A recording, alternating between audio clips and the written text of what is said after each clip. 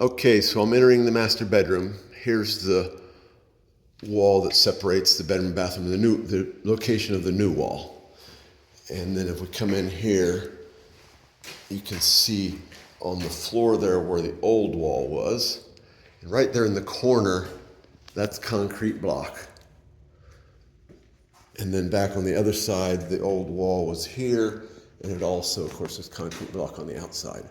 Well, here's the problem, and I can totally understand why, looking at pictures that I sent previously, you might not have been able to tell. But this up here, these are truss tails. It's the end of the trusses, and they're spanning back to the left. They go up there, and so all of the roof load that's from here going back to the left was sitting on top of this old wall. And I agree with the engineer that you spoke with. In this era of home, you wouldn't have expected it, but there was a thickened slab footing, we call it a monolithic footing, beneath this wall. We drilled holes. You can see one there, another down there, and there was one here. They drilled down 10 inches and didn't come out of the bottom of the concrete. So the rest of the slab in other areas was about 4 inches thick. It's over 10 inches thick where this wall was. And here's looking back at the other direction as well. Those right there are the end of the trusses. They're going back in that direction, and that's holding the whole roof from there back to the kitchen or so. So we have the wall is a temporary support.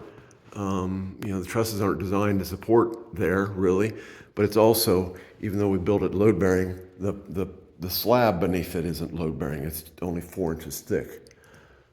So my solution is that we would right in this spot cut the trusses back, just coming along there, and insert a beam and cut the trusses back just to the right of that plate.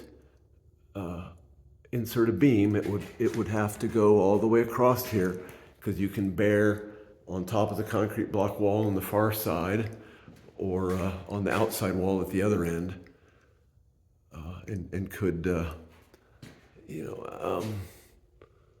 we can't. It might have to hang down a little bit, because the roof at the valley there's probably only about 6 inches. Actually, we might be able to come back to the left where we have enough height and have the trusses maybe modified, put some blocking in and some flitch plates, so that the bearing is maybe here where this 2x4 is. Maybe out there we could get like a 12-inch tall beam in there that could sit across. Yeah, and it would sit. Yeah, it would have a place to sit on the other end as well. So, hope that makes sense.